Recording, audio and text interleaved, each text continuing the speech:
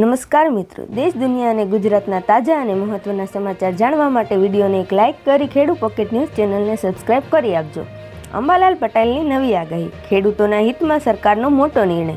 Ahmedabad plane ક્રેશમાં નવો ખુલાસો, ભારતની કૂટનીતિનો ડંકો વાગ્યો.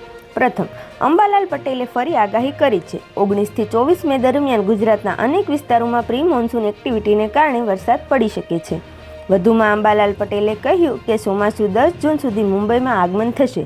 ગુજરાતમાં 15 જૂન આસપાસ ચોમાસાનું આગમન થશે. રાજ્યના અનેક વિસ્તારોમાં વાદળછાયું વાતાવરણ રહેવાની શક્યતા છે. આવનારા દિવસોમાં જો આ આગાહી સાચી પડે છે તો ખેડૂતોને ફાયદો થશે અને ખેડૂતો વાવણી કરી શકશે.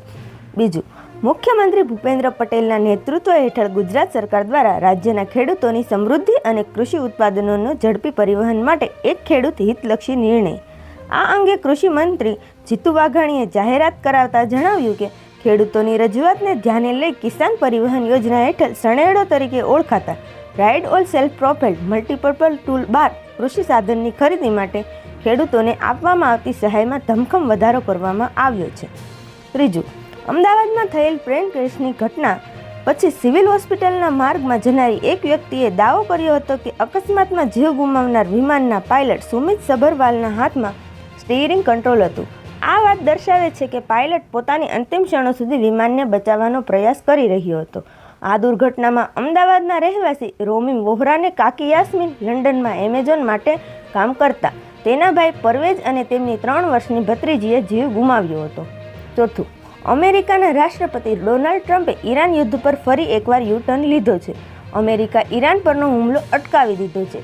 અમેરિકાએ રશિયન તેલની ખરીદી પર રાહત આપવાનું પણ વચન આપ્યું છે. હોર્મુઝ સ્ટ્રેટ બંધ થયા બાદ અમેરિકાએ પ્રતિબંધિત રશિયન તેલની ખરીદી માટે મુક્તિ 30 દિવસ માટે લંબાવી હતી. માર્ચ 2024માં 16 મેના રોજ સમાપ્ત થતી આ મુક્તિ સમાપ્ત થઈ ગઈ છે. યુદ્ધને કારણે ક્રૂડ ઓઇલના ભાવમાં સતત વધારાને પગલે સપ્લાય ચેઇન જાળવવા માટે રશિયન તેલ પરનો પ્રતિબંધો હળવો કરવામાં આવ્યા છે. બસ હાલ માટે એટલું જ મિત્રો. ફરી મળીએ નવી અપડેટ સાથે. ત્યાર પહેલાં વિડીયોને એક લાઇક કરી ખેડૂ પોકેટ ન્યૂઝ ચેનલને સબસ્ક્રાઇબ કરી આપજો.